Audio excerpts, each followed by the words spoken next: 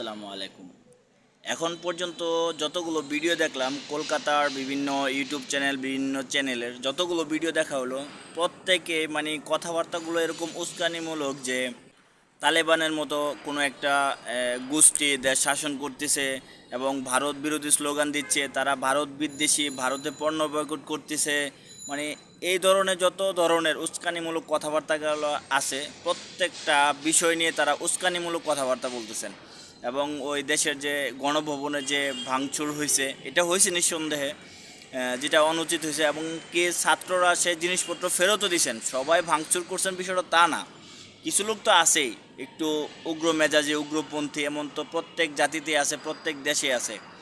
তো এটা কোনো বিষয় না, এটা একবার আহামরি করে দেখার মতো কোনো বিষয় না। শ্রীলঙ্কাতে যা হয়েছে সেই তুলনায় বাংলাদেশে কিচ্ছু হয় নাই। শ্রীলঙ্কাতে যে অবস্থা হয়েছিল সেখানে বাংলাদেশের সে পরিমাণ কিছুই হয় নাই। অথচ যেভাবে বিশেষ করে ইন্ডিয়ান গণমাধ্যমগুলো যেভাবে প্রচার করতেছে, এটা অতি দুঃখজনক। দুঃখজনক তো তারা সবসময় আমাদের জন্য, ভারত মানে দুঃখজনক। আর আমরা মনের গভীর থেকে তাদেরকে ঘৃণা করি। শুধু ঘৃণা করি না, আরও কোনো ভাষা আছে কিনা আল্লাহ ভালো জানে। আমার শব্দ ভাণ্ডারে হয়তো এত নিকৃষ্ট কোনো ভাষা পাচ্ছি না, বিশেষ করে ভারতের ক্ষেত্রে। তো বন্ধুরাষ্ট্র কাকে বলে আসলে আমার বুঝে আসে না।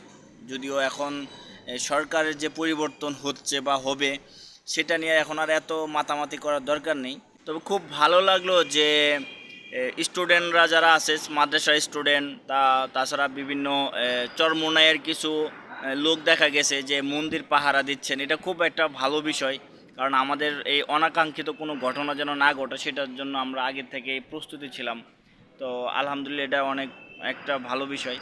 আর আমরা যেন ওই ধরনের কোনো কার্যকলাপ আমাদের রাষ্ট্রে না হোক, সংখ্যালঘুর উপরে কোনো ধরনের অত্যাচার নির্যাতন না হোক। মূলত একটা মুসলিম রাষ্ট্রের মধ্যে যে কোনো সম্প্রদায় সমান অধিকার থাকবে, এটা আমরা সবাই চাই। তো আশা করি সবাই এই বিষয়টা মাথায় রাখবেন।